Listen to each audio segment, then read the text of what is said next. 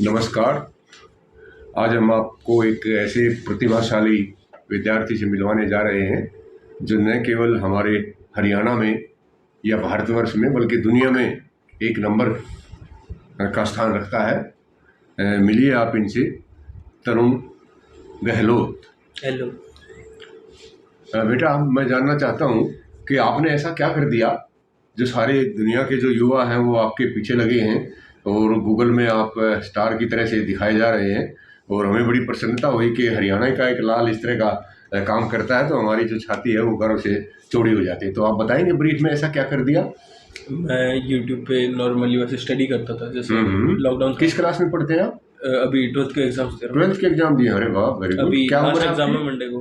17 17 year old, very good. और 12th पास अभी हुई नहीं? अभी चल रहा है, एक पेपर बचा। एक पेपर बचा हुआ है और दुनिया में एक नंबर पे पहुंच गए। कैसा लगता है ये सुन के? अच्छा लगता है ना? हाँ, आप बता रहे थे, बताइए प्लीज। कि यूट्यूब पे मैं ऐसे ही लॉकडाउन के दौरान स्टडी करता था एथिकल हैकिंग। अच्छा, क्यों भाई? कोडिंग हैकिंग तो बेकार चीज होती है ना? हैकिंग, अगर आप वैसे हैकिंग की 3 डेफिनेशन होती है। एक हैकिंग होती है आप नॉर्मली किसी भी सॉफ्टवेयर के साथ टैम्पर कर रहे हो। अच्छा। कोई गेम है उसमें कुछ आप एक्सटर्नल स्क्रिप्ट लगा रहे हो, ठीक है। एक वो हैकिंग हो जाती है टैम्परिंग। एक हो जाती है नॉन एथिकल, जो आप बिना किसी की परमिशन से गलत तरीके से कर रहे हो। एक है एथिकल, जो आप परमिशन लेके एंड सर्टिफिकेट के साथ कर रहे हो। हैकिंग इंडिया में कोई भी बोलते हैं कि ये हैकर है तो सीधा समझते चोर है, लोगों का डाटा उड़ाता है। Yes, this is what I mean कि गलत सी बात लगती है। गलत हैकर समझते हैं। जैसे पहले साइंटिस्ट थे, साइंटिस्ट को भी पहले ऐसे बोलते थे कि ये अलग अलग चीजें बनाता है, धर्म भ्रष्ट करता है और लोगों की बिलीफ तोड़ता है। हाँ, आम तौर पर ये कहा जाता है। कोई भी शुरू में कहते थे आप लाइन से हट के कोई भी काम करोगे, हाँ, तो शुरू में यही बोलेंगे आपको। तो ये इंटरेस्ट आपका कहाँ से हुआ? मैं श्रीजी इंटरनेशनल स्कूल में था जब मैंने कोडिंग शुरू हुई थी। वहाँ पे IRC का कंपटीशन था, इंटरनेशनल रोबोटिक्स चैंपियनशिप। आप किसे कहेंगे, फायर किसने शुरू किया? आपको इस फील्ड में इंटरेस्ट कहाँ से हुआ? शुरू से ही था, बचपन से। अच्छा। बट श्रीजी में मेरे को थोड़ा सा कोडिंग का और नॉलेज मिला। फिर वहीं से मैंने और इंटरेस्ट जाना शुरू हुआ। तो आप गूगल पे सर्च करते थे? गूगल पे सर्च करता था मैं कि 11th में, क्योंकि लॉकडाउन था, टाइम काफी था, स्कूल जाते नहीं काफी था, स्कूल जाना होता नहीं तो था। मुझे लगता है ये तो लॉकडाउन का बेस्ट यूज हुआ थोड़ा बहुत। अच्छा, तो फिर क्या हुआ? फिर मैं पढ़ता रहता था। फिर गूगल में जैसे हमारी सर्च हिस्ट्री रिकॉर्ड होती है, गूगल को पता चलता गया मैं ये करता रहता हूँ, ये रिकॉर्ड करता रहता हूँ, ये पढ़ता रहता हूँ। तो मतलब आपके पीछे हैकर बन गए वो? हाँ, मतलब मेरी इन्फॉर्मेशन लेने लग गए वो। दे ट्रैक्ड यू, क्या ट्रैक किया उन्होंने कि क्या करता है, कैसे करता है, एंड मेरी सारी इन्फॉर्मेशन ली उन्होंने। फिर उन्होंने मेरे पास्ट रिकॉर्ड चेक करिए कि मेरे ऑनलाइन कोई साइबर क्राइम तो नहीं है। फिर उन्होंने मुझे अपना गूगल क्लाउड प्लेटफॉर्म पे, जैसे हम कुछ भी सर्च करते हैं तो पहले एक ऐड करके आता है कि ये स्पॉन्सर्ड है, ये ऐड है गूगल पे। आप कुछ भी सर्च करते हो, जैसे अमेज़न सर्च करोगे तो पहले एक अमेज़न की ऐड दिखाएगा, ऐड वाला लिंक, फिर नीचे लिंक दिखाएगा नॉर्मल। तो जैसे उन्होंने ऐड आया, मैंने क्लिक किया, उस पर लिखा था फ्री ट्रायल फॉर 80 days, 80 या 90 था आई गेस। तो मैंने ट्रायल था फ्री, मैंने ले लिया। फिर उस पर मैं यूज़ करता गया, फिर मेरे को 8 GB स्टोरेज भी फ्री मिल गया। उस टाइम पर लैपटॉप में मेरे स्टोरेज ज़्यादा थी, कम थी, अराउंड 500 या 700 GB थी। उससे ज़्यादा 100 GB तो पहले ही मतलब बच जाती है विंडोज में। तो कम स्टोरेज थी, तो उसमें मैंने काम चला लिया। उसमें मैं स्क्रिप्ट बनाता, यूट्यूब से सीखता एंड उसमें बना के टेस्ट करता रहता था। वहाँ पे कमांड शेल मिलता है। मतलब आप अपने आप की टेस्टिंग करते थे खुद ही? हाँ, खुद ही अपनी स्क्रिप्ट की टेस्टिंग करता रहता था। फिर टेस्टिंग होने के बाद, स्क्रिप्ट सारी मैं अपनी मैनेज करने के बाद, फिर मेरे को एक नोटिफिकेशन आया गूगल का, वो है गूगल क्लाउड प्लेटफॉर्म GCP। उसमें मेरा नोटिफिकेशन आया कि एक टेस्ट अवेलेबल है। मैंने क्लिक किया, रजिस्ट्रेशन फॉर्म खुल गया। मतलब ये भी उन्होंने ही देखा? उन्होंने ही दिया मेरे को नोटिफिकेशन, मेरे यूजर अकाउंट पे। फिर मैंने उसमें देखा, उसमें मैं टेस्ट है कोई नहीं दे देते, क्या होता है कुछ स्कॉलरशिप है कुछ, वो मैंने सीरियस नहीं लिया पहले वाला। फिर उसमें मेरी इंडिया में आई फर्स्ट, ग्लो में 332। Very good. फिर 332 मैंने अच्छी नहीं लगी मुझे, चुपती थी वो। फिर बाद में इंटरव्यू हुआ, फिर एक और बाद में था। फिर मैंने पापा को बोला था कि मैं अब फर्स्ट लाऊंगा ग्लोब में। फिर मैं ग्लोब में अगली बार मैं पापा क्या करते हैं आपके? पापा जॉब करते हैं गुरुग्राम। तो उनका कंप्यूटर से कोई लेना देना है? हाँ, बाद में हो गया ना, मेल करनी पड़ती है। नहीं अच्छा, बस इतना मतलब सा मेल तो हमारे जैसे पुराने लोग भी कर लेते हैं भाई। ज्यादा मतलब ज्यादा टेक्निकल वे में नहीं है, जो नॉर्मल यूसेज होता है। लेकिन जब डेटा फर्स्ट आ जाता है तो फिर तो भाई एक अलग ही बात हो जाती है। पहले जो स्टोरेज के लिए मना करते थे, फिर वो फटाफट सारी चीजें, फिर तो SSD भी लगवा के लाया था बाद में। फिर तो दे देते, सारा दे देते। ये होता है, बच्चों को परेशानी तब तक होती है जब तक पापा को ये ना लग जाए कि हाँ yes he can do, otherwise तो लगता है सारे दिन लैपटॉप पे पड़े रहते हैं, हाँ, ये नहीं मेरे को भी करते, वो बोलते नहीं थे। करते। ये आम बात है, जैसे मम्मी पापा सारे बराबर होते हैं। मेरी कजन दीदी आती थी, बोलती 7 दिन लैपटॉप में गेम खेलता है। हाँ, ये हाँ, 30 का लैपटॉप आम बंद करा। शिकायत है, आम शिकायत है ये। पर चलो वो भी शायद उनकी सोच। मैं जैसे कोडिंग करते हैं, उसमें पीछे ब्लैक स्क्रीन होती है, ग्रीन एंड व्हाइट टेक्स्ट आते हैं कमांड प्रॉम्प्ट पे। फिर उन्हें लगता था गेम खेल रहा है, और हमारे आते ही विंडो चेंज कर रहा है। वही तो, बोलते थे आंटी ये गेम चल रहा है, इसका लैपटॉप बंद करा, लैपटॉप बंद करा। वही जिसको नहीं पता वो तो ऐसे ही सोचेगा। अच्छा, फिर उसके बाद टेस्ट देने के बाद आपने क्या किया? ग्लोब में फर्स्ट आया, फिर उसमें लिखा था नीचे रिजल्ट में, we will contact you as soon as possible, ये था।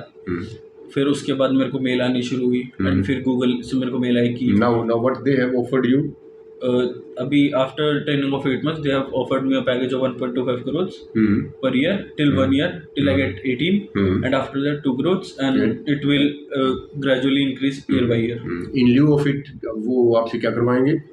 मेरे को साइबर सिक्योरिटी एक्सपर्ट। नहीं, एक्सपर्ट में आपका टाइमिंग कोई फिक्स है?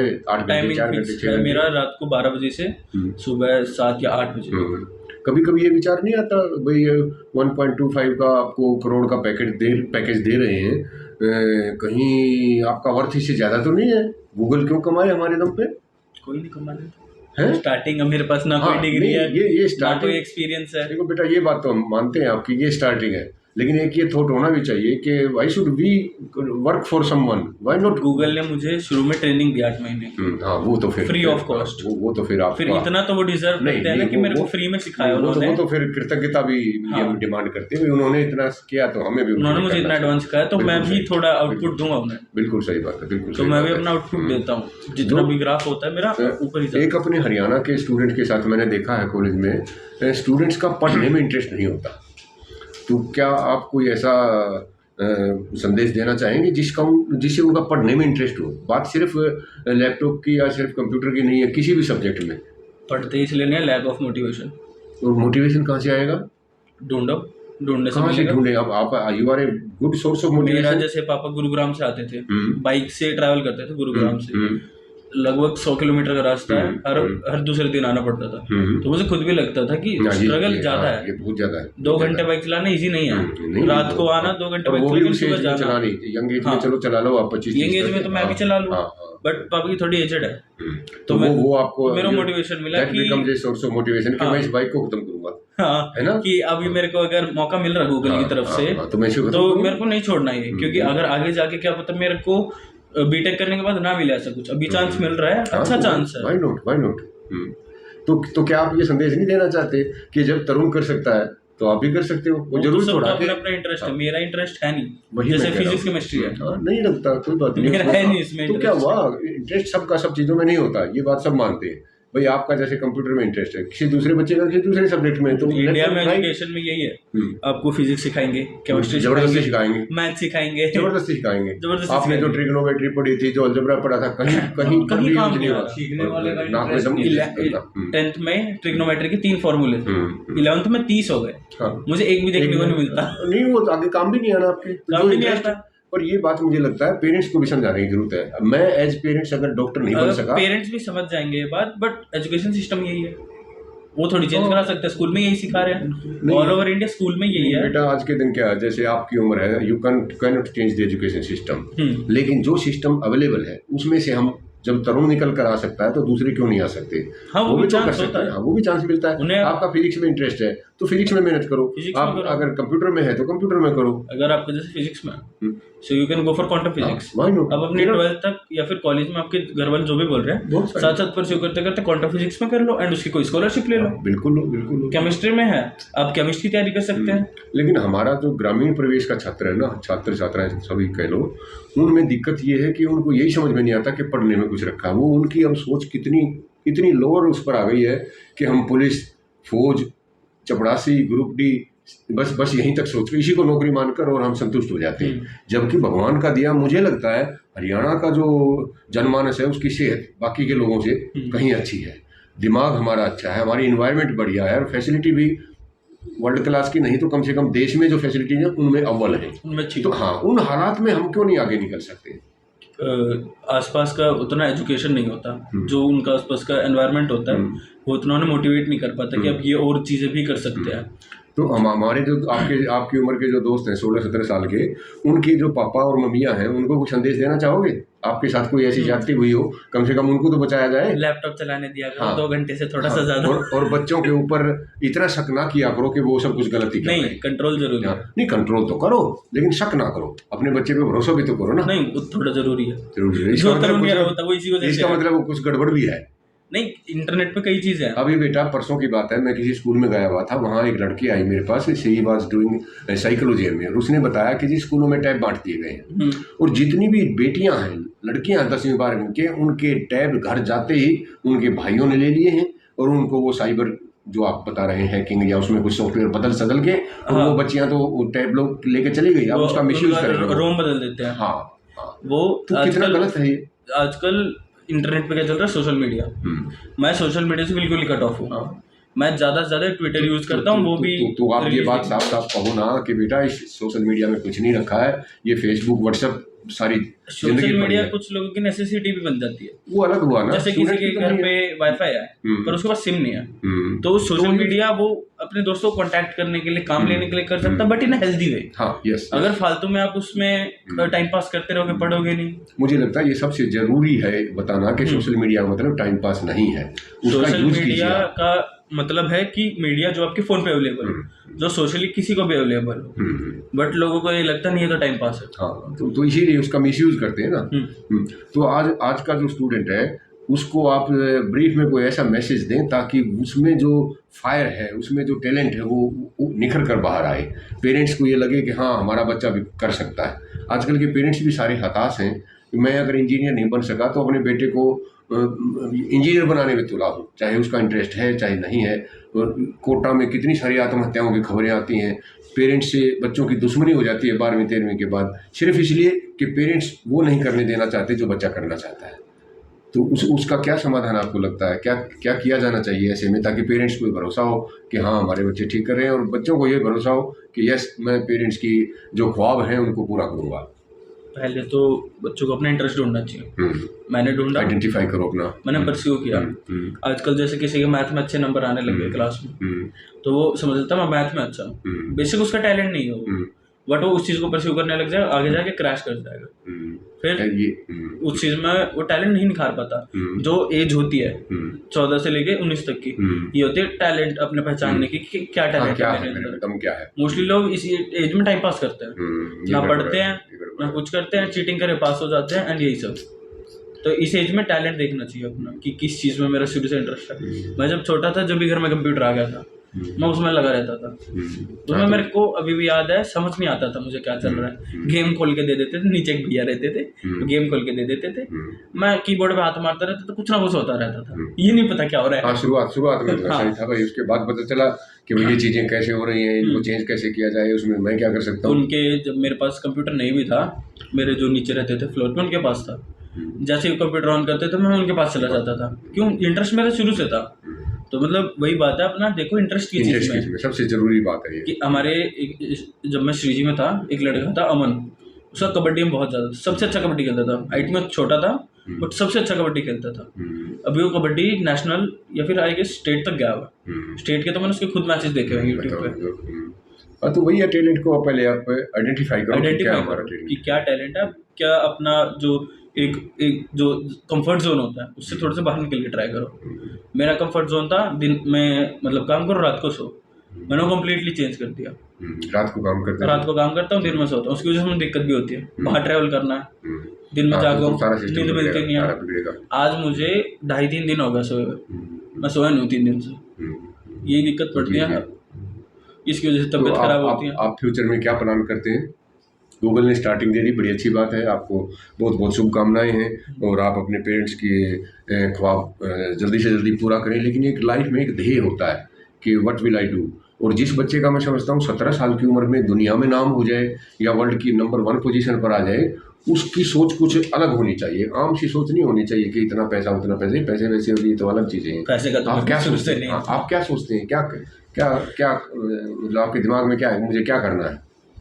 अभी फिलहाल तो गूगल में ही अपना आउटपुट दूंगा, क्योंकि मेरा अभी जितना कॉन्ट्रैक्ट है गूगल के साथ, ये तो सही है। गूगल इससे आगे की बात हम तो बहुत बड़ी बड़ी जो सोचना चाहते हैं ना, इस उम्र में गूगल मैं में अपनी बता करके सकता हूँ कि बड़े ऊंचे ऊंचे ख्वाब देखा करते हम 15-17 की उम्र में थे। गूगल में जितना भी मेरा जॉब में कर सकता हूँ वो करेंगे। मैक्सिमम 17 साल जॉब कर रहे, कैपिटल इकट्ठा कर लूंगा, लिंक्स इकट्ठे कर लूंगा, एक्सपीरियंस इकट्ठा कर लूंगा। इंडिया में साइबर सिक्योरिटी बहुत जरूरत है, यहाँ पे आके फर्म खोल लूंगा, गुड। या फिर यहाँ पे फर्म बना के बाहर से ऑपरेट कर लूंगा, वो तो ऑप्शनल है। आजकल को ऐसी कोई दिक्कत नहीं होती, आप कहीं से कुछ करो, ऑनलाइन कर सकते हो, फिर फ्लाइट भी जब आ जाती है। ये भी मुझे लगता है एक बहुत बड़ी सोच है कि इंडिया के लिए मैं ऐसा करूंगा। हाँ, क्योंकि इंडिया में जरूरत भी है, एंड अगर मैं वहाँ का कैपिटल यहाँ कर रहा हूँ तो $1.75 के हिसाब से है, तो मुझे भी अपना आउटपुट मिलेगा बहुत ज्यादा। आपको नहीं, सारे देश को मिलेगा। आपके बेस पे बहुत सारे लोग काम करेंगे, बहुत सारे लोगों को जॉब मिलेगी, बहुत सारा एक सिस्टम डेवलप होगा। जिनका भी इंटरेस्ट है साइबर सिक्योरिटी में, जो भी आना चाहेंगे, they can also join too, क्योंकि उस टाइम तक ज्यादा बढ़ जाएगा।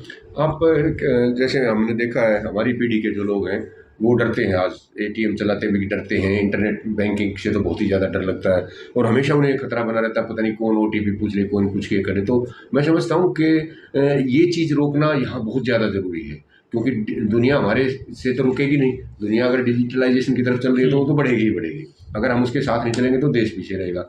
तो उस लेवल पर आप कुछ ऐसा, जैसे रफ भाषा में कहेंगे, भ्रष्टाचार रोकने का भी, हाँ, ये स्कैम जो रोकने हैं, ये भी मुझे लगता है कि आप जैसे युवा पीढ़ी के ऊपर बड़ी भारी जिम्मेदारी है कि हम अपना पैसा यहाँ सुरक्षित रख सकें।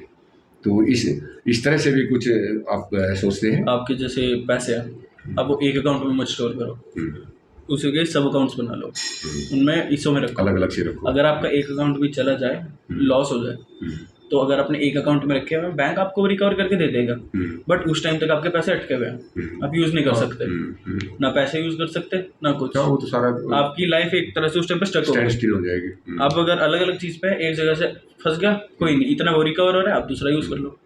मतलब एक ही अकाउंट में ना रखेंगे, हाँ, उसे अपना अलग रख लो, कैश रख लो, क्योंकि एक ही अकाउंट में रखोगे, बैंक की सिक्योरिटी भी फुल प्रूफ नहीं है। मैं अभी भी कई फॉरेन बैंक्स बता सकता हूँ जिनकी सिक्योरिटी रोज हैक होती है, रोज कंपनीज को पे करते हैं, पर फिर भी उनका अकाउंट रोज हैक होता है। वेस्टर्न यूनियन है, अमेरिका के one of the biggest bank है। बिगेस्ट के अलावा ट्रांसफर भी, तो मनी ट्रांसफर भी करता है, कई चीजें हैं। मैंने डार्क वेब पे उसके आईडी पासवर्ड लीक होते हुए देखे।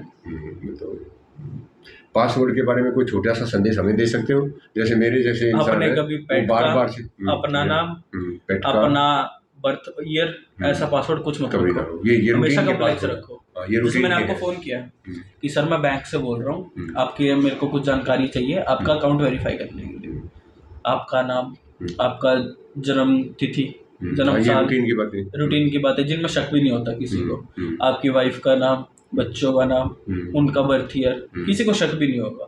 एंड इन्हीं में वो एक लिस्ट बना लेते हैं, उसी लिस्ट में से रैंडमाइज करते करते पासवर्ड बन जाते हैं। ये ध्यान रखा जा सकता है। तो मैं समझता हूँ भाई कि आप एक सही लाइन पे हैं, और एथिकल हैकिंग का शब्द आपसे सुन के मुझे बड़ी खुशी हुई कि आज का जो युवा है वो एथिक्स के बारे में सोचता है। एथिकल हैकिंग की जगह अगर आप किसी भी चीज़ में इंडिया में टर्म हैकिंग यूज कर रहे हो, कोई ना कोई बुरा मानेगा। हाँ, उसकी जगह you can use cyber security.